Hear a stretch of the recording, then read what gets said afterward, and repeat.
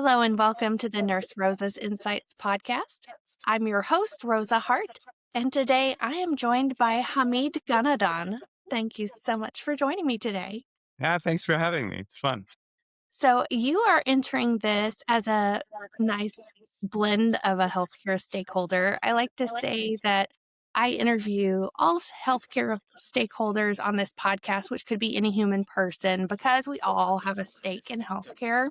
But yours is unique in that you came from the research bench and now you do a lot of public speaking, and you've even written a book about how to communicate persuasively and or sell to people who are more science related. And that is not something that I've seen a lot of researchers jump into. A lot of them do not want to volunteer to be communicators. So how did that happen?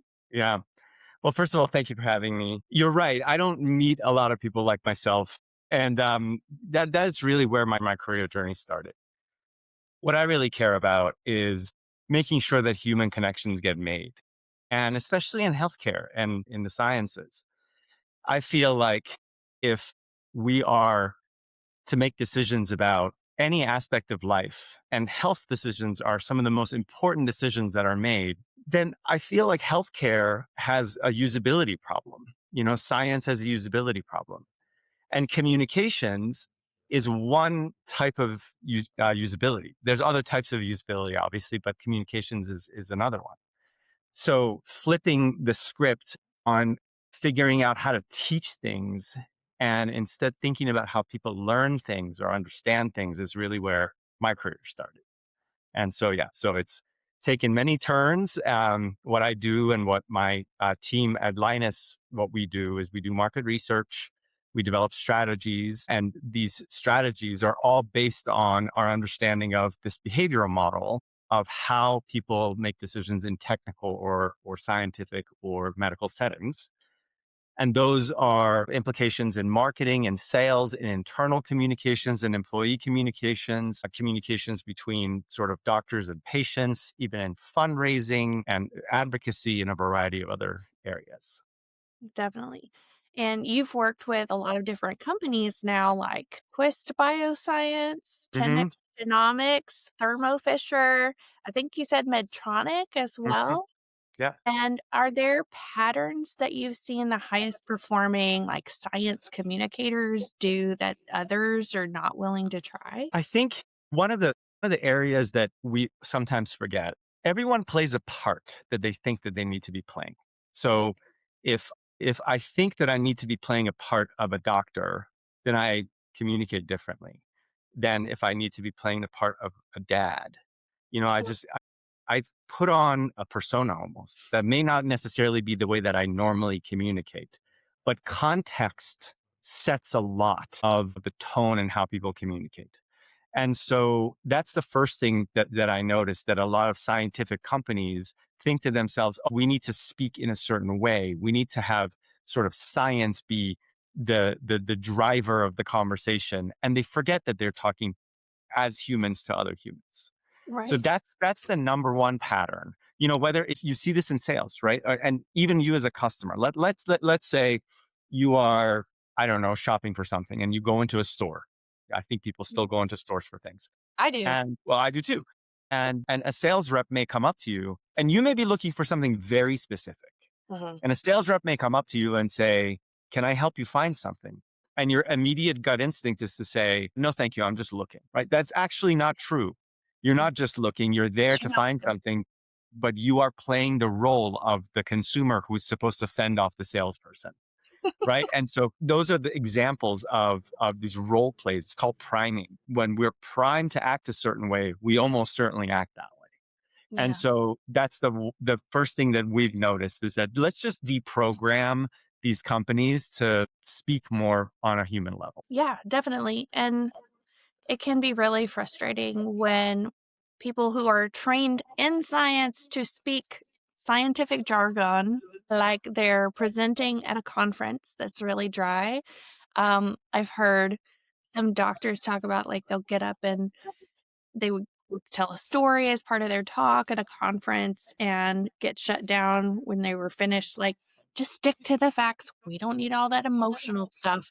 Mm. But what have you learned about you as a scientist also like making decisions? Are you always making them from a rational perspective, or do emotions really play into your decision making? I think what I'm about to say is a fact of biology that humans can't make a decision on logic or rational information alone. They cannot.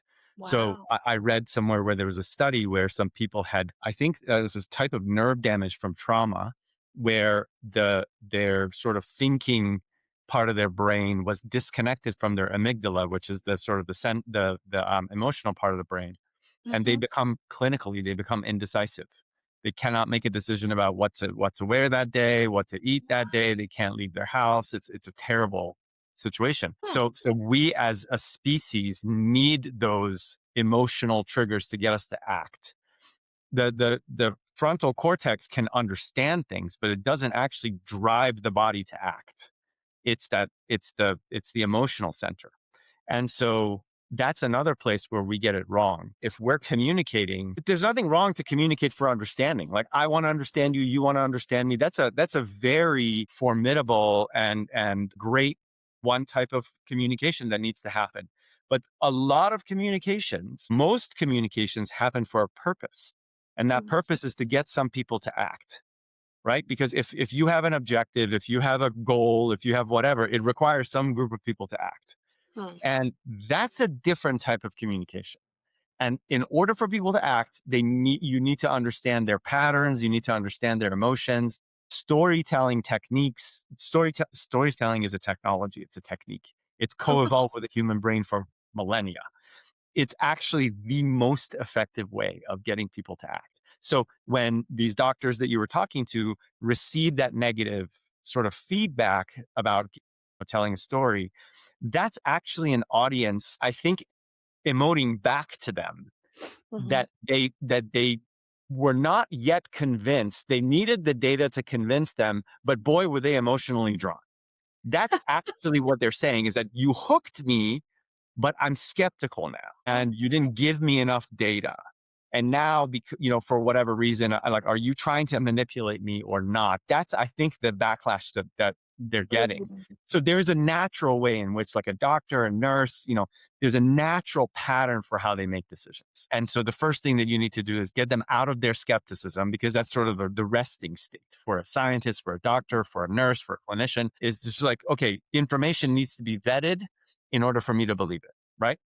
And Not so, even from a negative perspective, but just like a trust but verify perspective, like, absolutely. okay, show me why.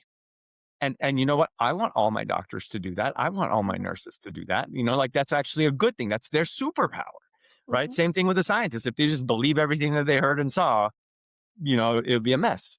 But like, they're always skeptical all the time, and they never believed anything that they heard or saw, we would still be on Discovery 1.0, right? Like, we would have never had a discovery yet. So what's the opposite side of skepticism? And that's where I started to explore this idea of, okay, scientists, doctors, engineers, technical professionals, there needs to be a level of curiosity. You need to start the conversation by making them curious, make Mm, them lean in a little bit. And that curiosity has to be emotionally charged a little bit. Like, what's in it for me? Like, this person's talking about something that may be relevant to me, not just like, oh yeah, this is what's happening in the, in the industry or in the discipline or whatever. It's, this may actually be interesting to me. So that leaning in, that curiosity is the first step. Get them out of skepticism. Then naturally bring them back to satisfy their skepticism.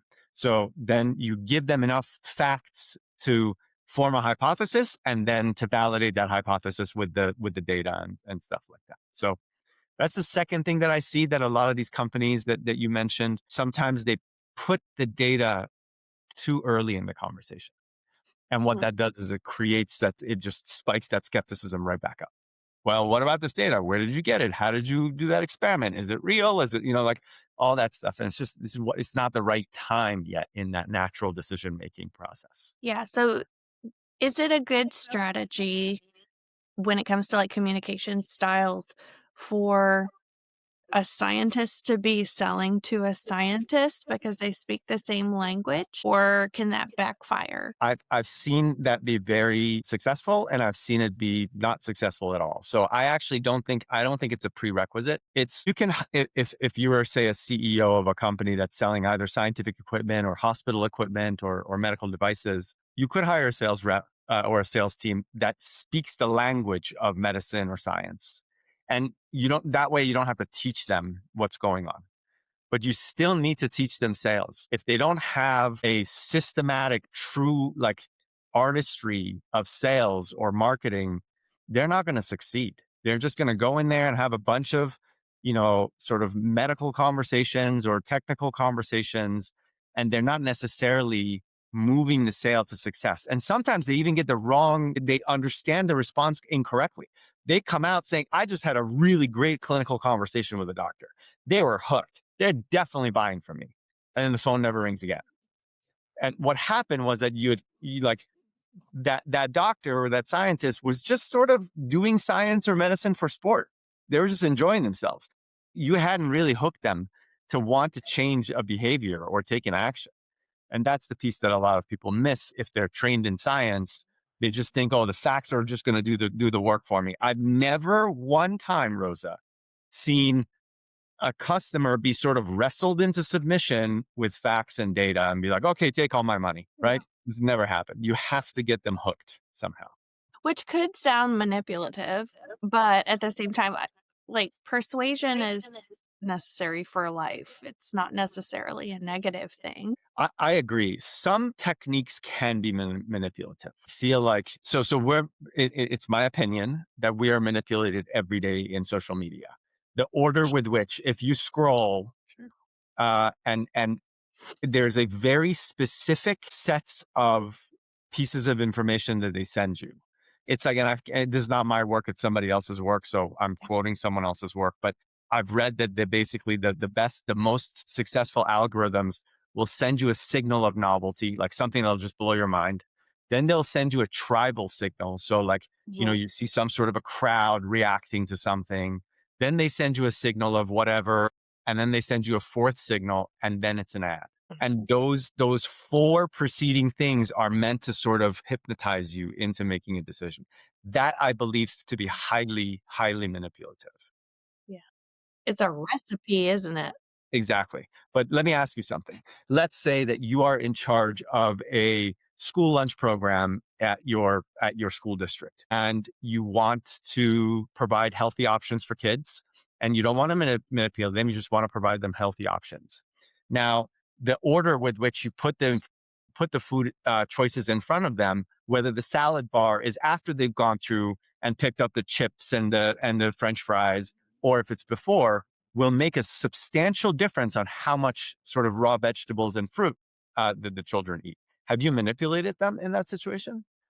I actually believe that's an area where the children still have choice. Everyone still has choice, but all you're doing is making sure that they know that these healthy options are available before they commit to the unhealthy. Those kids can still bypass the apple and get the French fries, and many do, but at least the apple has a fighting chance. If you Right. wouldn't, so that to me is not manipulation. Also, when you are communicating effectively for a shared purpose, right? A shared beneficial I feel like it's actually not only not manipulating, it's actually doing a service Oh, to the shared outcome. Like, I'm going to learn how to get this through. So, example, I'm old enough to remember when the Space Shuttle Challenger met its fate. We had an assembly in school. I think I was in ninth or 10th grade. And it was terrible to see this thing like go up in flames. I actually studied what happened the week before that with the scientists at JPL and with NASA. wow. JPL was saying, do not launch, like, abort launch, do not launch. And because that this Space Shuttle Challenger was so highly publicized, and the folks at NASA are like, no, we need to launch. And they're like, do not launch. We have data that shows that the ground temperature is too low for you to launch this thing.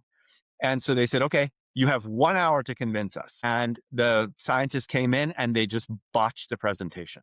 the way they showed the data was all messy and all over the place, and it didn't show this perfect graph between air temperature and launch failure. They had the data. They showed the data. They just didn't tell the right story. And here we are, right? Mm. That's terrible. It's a terrible outcome. That those JPL scientists, and there's one guy who resigned. He's like, I refuse to sign this. Like, we should not launch this space shuttle. But it was a failure in storytelling more than anything. Wow. That's really a good illustration of it is a matter of life and death, learning how to communicate. And you can have all the right information, but if you don't present it in a way your audience can receive it, then you might as well have said nothing. Yeah. Yeah, exactly.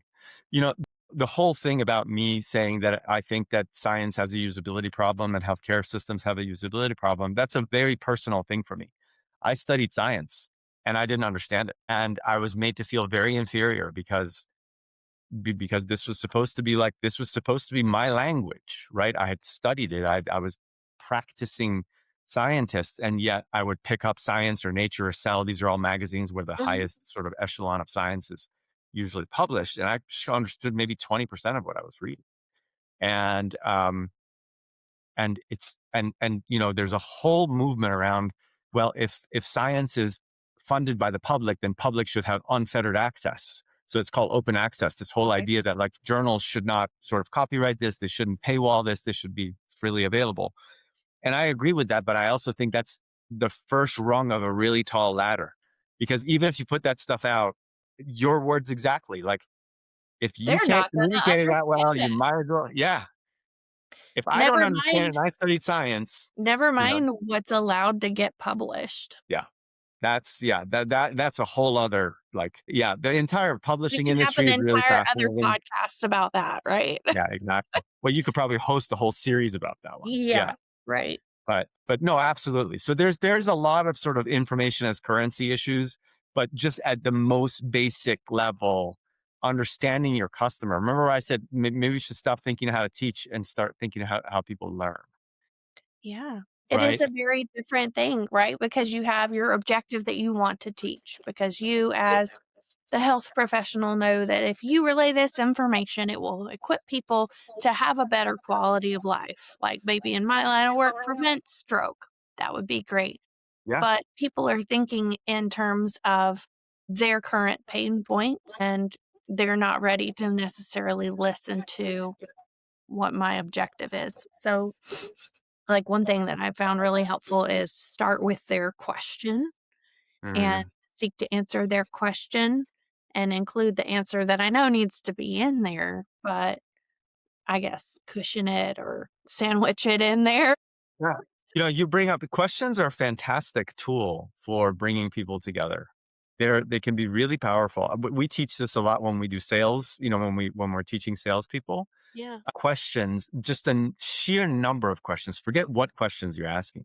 Sheer number of questions are a positive indicator of positive outcome at the end, whether it's a negotiation, a sale, you're on a date and you want a second date, whatever it is, then the more questions you ask, the higher your chances are that you'll succeed. Oh, you know what? I see it now. You need to partner with Scott Galloway and help him teach men I how to love him. communicate. Yeah. I know he's done a lot for, advocating for the needs of men right now. And I will just say, can I share with you that as a podcaster, I love to ask questions. I get to know people, and most of the time, we will leave an episode. I'm not going to presume it'll happen here, but I hope it does, where you feel like I'm your new best friend. Yeah.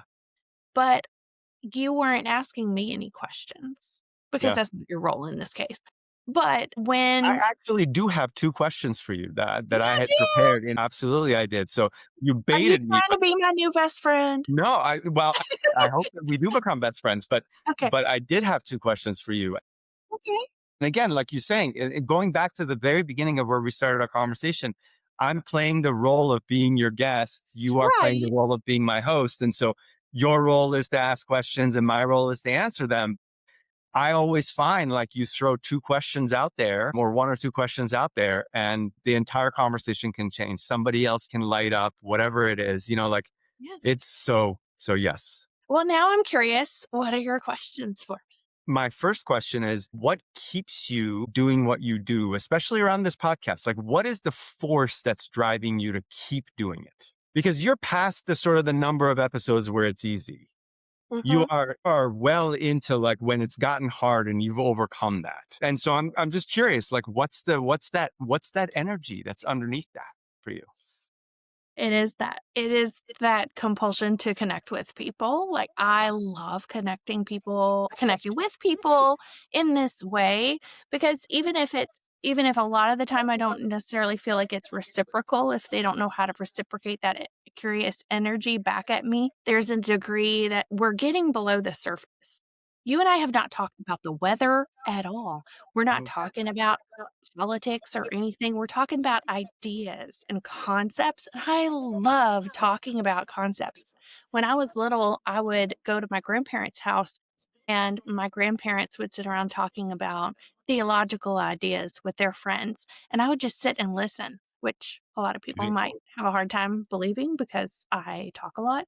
But I just love that curiosity and the exploring of the ideas for its own sake, and then maybe something good would come out of it, and holding space for that, because I feel like there's so much communication where, like, if it is a sales conversation, you want something out of that, right?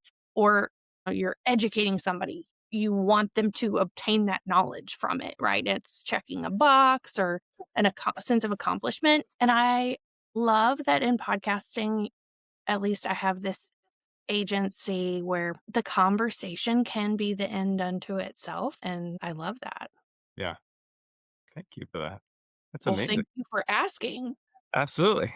No, it's always really nice to get to know someone's like, I don't want to say someone's why, but just at least a little glimpse into the bigger picture here, you Yeah, know? And so, well, thanks for being willing to share that. So, yeah, definitely. do you Did want to know you? the second question? Yes, I do. Okay. So, you and I know each other inside of these two boxes, right? Mm. What is it like to be you this week? Like open the door to the rest of the week. It is Friday night, and Uh-huh. I could not wait for this week to be over. Okay. I had a lot of things I needed to wrap up at work because next week I am going to take off for vacation and go on the NurseCon at Sea cruise with Nurse Blake. And so it was a crammed week where not just doing laundry and packing, but like at work, making sure things were caught up, and Yeah. also like, try to plan ahead for the next week and then do cool interviews like this one with you and catch up with some friends, go out to lunch or dinner where I got a chance to, and actually see my family a little bit before I leave them for a week. Nice. It's been a very full week. I think a lot of people, even those who watch me online in my various channels, I'm posting kind of on a delayed schedule. Mm. So they'll see me at work and they're like, I thought you were in Arizona at a conference or something. I'm like, no, that's a couple weeks ago. I'm just Yeah. still posting content from Yeah. that. Yeah. And I've been back for 2 weeks. So Yeah. you're right that it's not just that the internet is a highlight reel, it's just not necessarily in real time Yeah. either. Exactly. Exactly. So, Do well, you thanks for sharing that as well. What's that? do you ever have that happen where people don't know what to think about you and what you're doing because they'll see you online one way and then they see you in person and it confuses them? Yeah, I have. Yes. So obviously, I'm having written a book and I speak from time to time, and Mhm, I'm lucky enough to get on podcasts from time to time. So it's really enjoyable for me to do this kind of work. I'll once in a while post a video of just myself talking, like mostly on LinkedIn or whatever. But yeah, a lot of times they're also asynchronous with where I am at the moment. mhm, And so I'm not the type of person who takes my phone and does this at a conference and then posts it 5 minutes later. So it's, I try, I don't post just for like, and this is no disrespect to people who do this, but I'm not posting for attention. I'm posting for content. mhm. Like, when I make a post, that is actually me practicing part of a talk I'm going to give, or it's me Oh, practicing a part of my next book or my next paper or a report that I'm going to write or something like that. You see what I mean? And so people ask like, how long did it take you to write this book? I'm like, I can't really answer that question. Because when I opened the first like document to start it was maybe from then it took about a year, but maybe 5 years because I was practicing pieces. I had little, Mhm. I tried something on an audience. They Yeah. reacted a certain way. I built on it. So it's really hard to answer that question for me. And so that's what I'm actually doing when I'm posting. And so, yeah, sometimes it's totally asynchronous. Well, I love that intentionality, and that's a great way to repurpose your content too. A lot of people will take like the long form content and clip it down into smaller things to Yeah. repurpose it. But I love how you describe your building your thick content from all these little pieces over time. That's Yeah. And I've seen a lot of doctors do that. Some nurses, I follow a lot of nurses and a lot of administrators in healthcare organizations, and that's really what they do. Is that they're just it's not just for attention; it's for actually building a larger kind of discourse. yeah, it's we got to do that. We and that's one thing that, on the one hand, you've talked a lot about, how to, I guess, sell to scientists for lack of a better term. No, that's But, it's like, how do we sell these health concepts to the public and level up the community health literacy? Like, yeah, that's something I'm really passionate about. Dr. Mike does a great job with it. I'm trying to do that in the stroke area. And really, my book, Speak Up, Start Now, is to encourage other nurses because we are experts at translating what doctors say to what patients can understand. If we can put that out in the way that we know how to communicate it, maybe other nurses in labor and delivery or ortho have insights in how to communicate certain ideas that are really not going to be proliferated because the doctors might get asked to do it.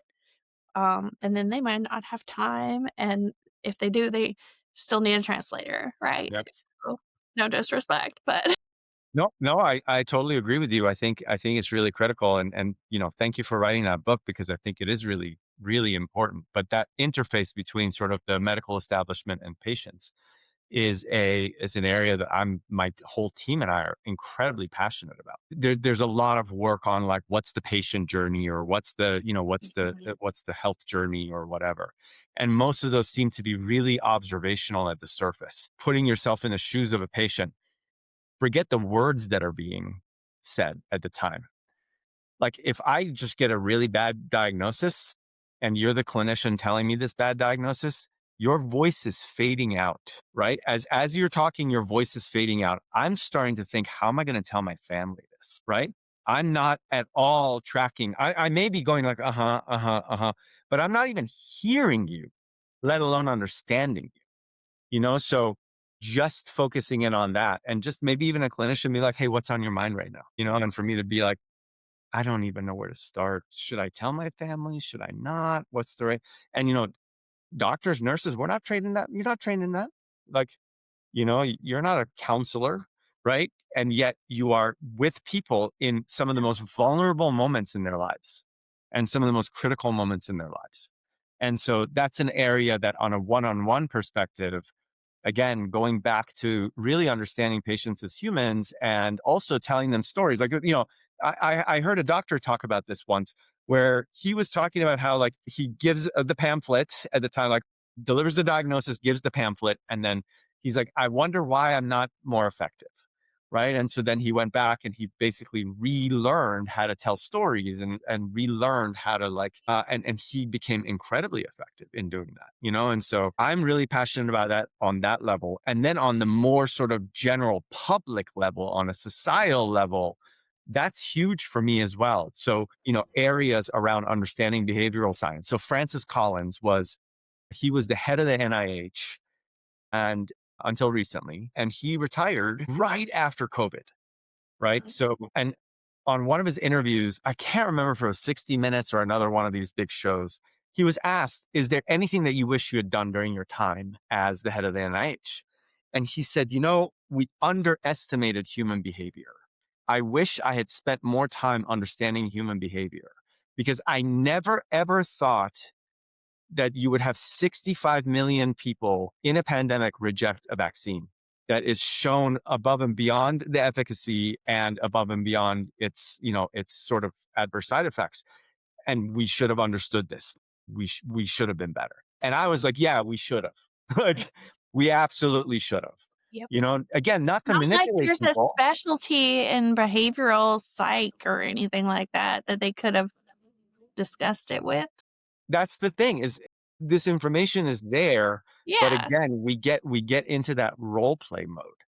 I'm the Mhm. doctor. I'm the scientist. I have the data. Do as I say. I know better. Or here's the data. Read it on your own. Like, then make up your own mind. Like, those are the norms that have plagued us in how we communicate with each other and how we communicate with the public. And I am here to say we need to break that. Well, We I should have think put out we broke cartoons. it. We should have put out, like there could have been many, many ways in which we could have communicated this situation. And again, like, I'm a firm believer that like, your body is your domain, and all that, like you should absolutely make that final choice. Having said that, do it for the right reasons, Mhm. you know? Right. Yep. So like And that's in the a one not piece. condescending way. Not at all. Not at all. Like, not don't go on national television and tell everybody, "We didn't give you all the information because we didn't think you could handle it." Yeah, it's Then horrible. expect people to trust you implicitly? No, Right. No, that's not how exactly. this works. Or even say, "Oh, here's the information," and then Right. it's like garbled ebook, right? To True. the people. Like that's the part that I have a hard time with. At least make some effort on Right. that part. Like, At least it'll look like transparency. It's not like a redacted study, right? yeah, exactly. Exactly. Yeah, that's so that again, like for me, it's very personal, and reading Yeah. science and not understanding it and wanting to understand it. I'm really passionate about science, to be honest with you. And then I realized, Mhm. okay, my home and my life is in hopefully helping bridge this chasm that's there between, all these different people. And then the more I get into it, the more I fall in love with it, because it's just all people. And I love people. I think it's wonderful, that we are. I always say people are beautifully complex, Mhm. right? And I think and I love that beauty in the complexity. Me too. You can learn something every day just listening to people. Mhm. So, I guess this brings us to the $1 billion question. Are you ready for this? I'm ready for the $1 billion question. Okay. So, Hamid, if you were given a grant for $1 billion to meet a need you see in healthcare, how would you like to see it used strategically to have the most sustainable impact? I would spend every last cent of it trying to understand and create better therapies for mental health, especially for the generation of children that are growing up right now. And I would not stop at any place. I would make this, in my opinion, this is a pandemic, Mhm. and we don't treat it like one, because we don't break out into sweat and start coughing, and but Feel like it it's is. contagious, Yeah, exactly. Or it's not contagious, but it actually kind of almost is contagious too. right? So all of those facets are there. And I just see so many families struggle because of this. And the resources are not there. The science is not there. The support is not there. The urgency is not there. And and I feel like we need to do something about it. And I would love to do something about it. So, when you say the resources are not there, do you imagine a resource that if you could just plug and play and put it in, you pretty sure it would make a big difference? I think, based on mental health, is a really, really I know broad, that's really broad, but right? if you could narrow it down. Yeah. So when we're talking about children, I can say that the family plays a huge role Mhm. in the care and the recovery and the sort of the health journey. It Mhm. really is a family affair, For sure. um, and it has shown that family based therapy is actually some of the most effective. And so I would put that. That's probably where I would start. Mhm. I would also, at the same time, make sure that we go back to the very fundamentals of what children need in different stages of growing up, and make sure that they get that. And what I mean by that is, like, are they getting fresh air? Are they getting sunshine? Are they putting their hands in dirt? Mhm. Are they, because Touching grass. touching grass? Exactly. Like, all the things that you and I grew up doing because it was just a natural thing to do, Mhm. uh, our generation of children are now just completely separated from. And Yeah. so, going back and really looking at all the fundamentals and teaching families how to maybe make some very, very small changes, but also commit to that. So that maybe that actually comes from my own personal like journey, but Yeah. it's an area that I feel like it does have a lot of promise right now. Mhm. Um, obviously there's a lot of research being done on psychedelics and their outsized ability to really be effective for a lot of trauma. Reprogramming. Sure. Absolutely, yeah. So, but even before any sort of external substance enters the room, I think family-based therapy is incredibly powerful. I think there's a lot of simple things we can do. Like, if you've seen me and my family out to dinner, there are some times where we are all on our phones, and there are some times, and that may be after we have spent too much time together and we need a break. Thank you very much. Absolutely. But there are other times where, for example, if I know I'm going to be traveling, then I'll take my one of my kids out to eat, and it'll just be the two of us, and we'll put both of our phones in my purse, and that way we have to be interacting the whole time. And it might not officially be therapy, but that human connection is such great preventative therapy. Like, having that connection together prevents so much drama later, Mhm. and it's just simple decisions that can be uncomfortable. Maybe we would enjoy the dopamine of scrolling or whatever in the Yeah. meantime, but we I have to love make. that you do that. I love that you do that as a both as a family and on a one-on-one basis with your family members. I think even if the conversations are awkward or weird, they're still better. They They are still do definitely so weird. much more. They do still do so much more good than we're aware of. And I'm just, I really want this generation to grow up and be resilient, um, and do amazing things. And so that's what I would do with $1 billion. Well, I support that, and Thank you. I think that we can take individual steps like that to help our kids, but we have to be intentional about it as parents and not wait for institutions or the government to tell us, science has proven this 10 years from now when we stop gatekeeping the science, right? But those are things that we know we can do right now, Yeah. that can make a big difference. I agree. And I just, for anybody who's listening who or watching this and you are a parent, like it's not easy and there aren't any like manuals or tools or anything like that. There just aren't. I And mean, that there are, but they're not one size fits all. they're not one size fits all. And it really does require a lot of hard work, you know. I Yeah. was talking to someone whose daughter had severe mental health Oh. issues. And at a certain point, she decided she was just like, I can't help her anymore. And she was trying really hard to do like the parent thing and help her. And she's just like, I'm just going to start working on myself. And so she started meditating Mhm. and the daughter improved. Nothing else had happened. The mother started meditating and the daughter like turned her life around within months. Right. That is an incredibly powerful story. Like I got tears in my eyes when I heard that one. So, it is. We are a connected species, whether we like it or not. And so this is what I do for a living. This is what my company Linus does, and this is what also passionate about personally. Yeah, and remind us, what's the name of your book that you're talking about right now? Sure. The book that I wrote is called "Not Buying It: The Art of Selling to Scientists, Doctors, and Other Professional Skeptics." Excellent. I love that. And I'll have the link to that in the show notes. So if anyone wants to have you come speak or otherwise reach out to you, is LinkedIn the best way to find you? LinkedIn is a great way to find me. And then also you can reach out to us on our website, which is thelinusgroup.com. That's Linus, like the Snoopy character. Like this. Yeah, thelinusgroup.com. Mhm. So be delighted to hear from your viewers and listeners. Yeah, right. And so for our listeners or viewers, if you are enjoying this episode, make sure you like and follow wherever you're listening, or if you're watching on YouTube, please give me a comment. Let me know if you learned something or if there's something else that we need to talk about on the Nurse Rosa's Insights podcast. I am always looking for more healthcare stakeholders who have ideas on how we can build a better healthcare. And You can follow me on all the social media channels at Nurse Rosa Speaks, and I will see you in the next episode.